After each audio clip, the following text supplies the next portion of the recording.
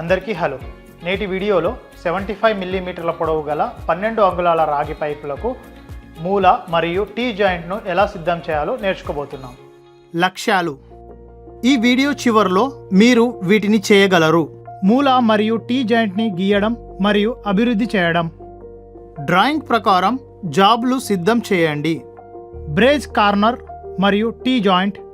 ఉపరితల లోపాలను శుభ్రపరచండి మరియు తనిఖీ చేయండి. ఈ ప్రాక్టికల్స్ చేయడానికి అవసరమైన సాధనాలు, పరికరాలను సేకరిద్దాం. Bench vice, hacksaw frame, steel ruler, measuring steel tape, scriber, file flat, braze torch with filler material, pipe cutter, emery sheet, flux. ఈ ప్రాక్టికల్ చేయడానికి అవసరమైన మెటీరియల్ను సేకరిద్దాం. రాగి గొట్టం 12.5 మిల్లీమీటర్లు, డయా 30 సెంటీమీటర్ల పొడవు. టాస్క్ 1. జాయింట్ మూలను గీయండి మరియు అభివృద్ధి చేయండి. స్టెప్ 1. ఇచ్చిన కొలతల ప్రకారం గొట్టాలను కత్తిరించండి. స్కెచ్లో ఇచ్చిన విధంగా పొడవు మరియు వ్యాసం కొలవడానికి స్టీల్ రూలర్ని ఉపయోగించండి. మార్కర్ లేదా పెన్సిల్ ఉపయోగించి ట్యూబ్పై కొలతలను గుర్తించండి. కట్టింగ్ ప్రక్రియలో స్థిరంగా ఉంచడానికి రాగి ట్యూబ్ను బెంచ్ వైస్లో భద్రపరచండి. 2. మీరు ట్యూబుపై చేసిన గుర్తుతో యాక్స్ బ్లేడ్ను సమలేఖనం చేయండి. సున్నితమైన ఒత్తిడిని వర్తింపజేయండి మరియు గుర్తు అంతటా ముందుకు వెనుకకు కత్తిరించడం ప్రారంభించండి. రంపపు పని చేయనివ్వండి, అధిక శక్తిని ఉపయోగించవద్దు. మీరు పూర్తిగా ట్యూబ్ ద్వారా కత్తిరించే వరకు కత్తిరింపు కొనసాగించండి. స్టెప్ 2. మూలలలో జాయింట్ కోసం అభివృద్ధిని గీయండి. స్టెప్ 3. రకాలపై అభివృద్ధిని గుర్తించండి మరియు తదనుగుణంగా కత్తిరించండి. స్టెప్ 4. కటింగ్ అంచులను తొలగించండి. స్టెప్ 5. ట్యూబ్ యొక్క ఉపరితలాన్ని శుభ్రం చేయండి.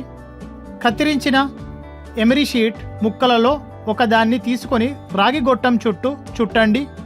ఒక చేత్తో ట్యూబ్ని గట్టిగా పట్టుకోండి, మరోవైపు ఎమరీ షీట్ను పట్టుకోండి. స్టెప్ 6. ట్యూబ్ వాల్వ్లను 90 డిగ్రీల కోణంలో అమర్చండి మరియు సమలేఖనం చేయండి. 90 డిగ్రీల మూలల్లో జాయింట్ని రూపొందించడానికి గొట్టాలు మరియు అమరికలను ఉంచండి. అవి ఒకదానికొకటి సున్నితంగా సరిపోతాయని నిర్ధారించుకోండి. స్టెప్ 7. వక్రీకరణను నియంత్రించడానికి మరియు జాయింట్ని సమలేఖనంలో ఉంచడానికి రూట్ గ్యాప్ లేకుండా జాయింట్ని బ్రేస్ చేయండి. స్టెప్ 8. ఉపరితల రూపాల కోసం జాయింట్స్ తనిఖీ చేయండి. టాస్క్ 2. టీ జాయింట్ను అభివృద్ధిని గీయండి. స్టెప్ 1. ఇచ్చిన పరిమాణాల ప్రకారం రాగి పైపును కత్తిరించండి. స్టెప్ 2. గుర్తించబడిన అవుట్లైన్కు కత్తిరించడం ద్వారా రాగిలోని బ్రాంచ్ పైప్లను ఉత్పత్తి చేయవచ్చు. పైప్ కట్టర్తో కత్తిరించడం. పైప్ కట్టర్ అనేది రాగి గొట్టాలను కత్తిరించడానికి రూపొందించిన ఒక ప్రత్యేక సాధనం. ఇది క్లీనర్ కట్లను అందిస్తుంది మరియు హ్యాక్సా కంటే ఉపయోగించడం సులభం. మీరు ట్యూబ్పై చేసిన గుర్తుపై పైప్ కట్టర్ బ్లేడ్ను ఉంచండి. బ్లేడ్ ట్యూబ్తో సంబంధాన్ని ఏర్పరచుకునే వరకు కట్టర్ నాబ్ను బిగించండి. గొట్టం చుట్టూ కట్టర్ను వృత్తాకార కదలికతో తిప్పండి. ప్రతి భ్రమణ తర్వాత క్రమంగా నాబ్ను బిగించండి. ట్యూబ్ కట్ అయ్యే వరకు నాబ్ని తిప్పడం మరియు బిగించడం కొనసాగించండి. స్టెప్ 3. పొడవును కత్తిరించిన తర్వాత ఫిల్లింగ్ పైపులపై బర్నులను తొలగించండి. స్టెప్ 4. పైపు వద్ద సరైన పరిమాణాన్ని నిర్ధారించుకోండి. స్టెప్ 5. 90 డిగ్రీల శాఖ కోసం అభివృద్ధిని సిద్ధం చేయండి.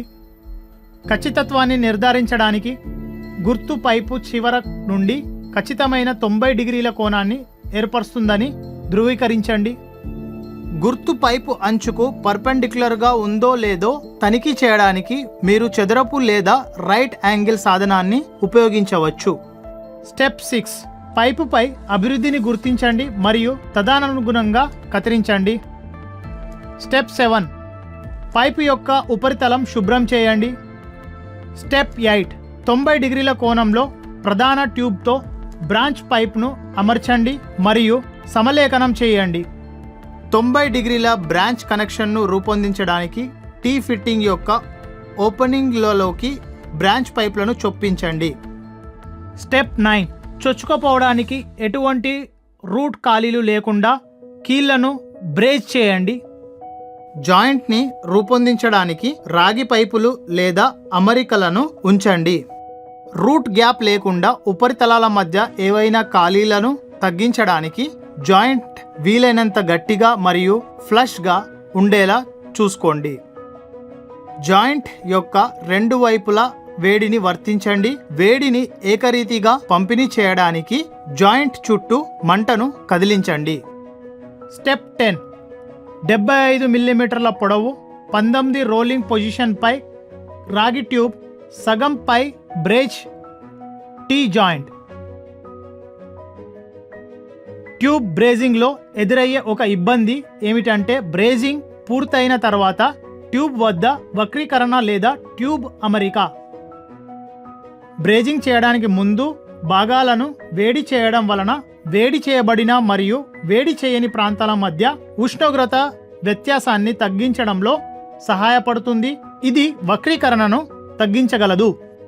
మూలలలో బ్రేజింగ్తో ఒక కష్టమైన ఎన్కౌంటర్ వక్రీకరణ.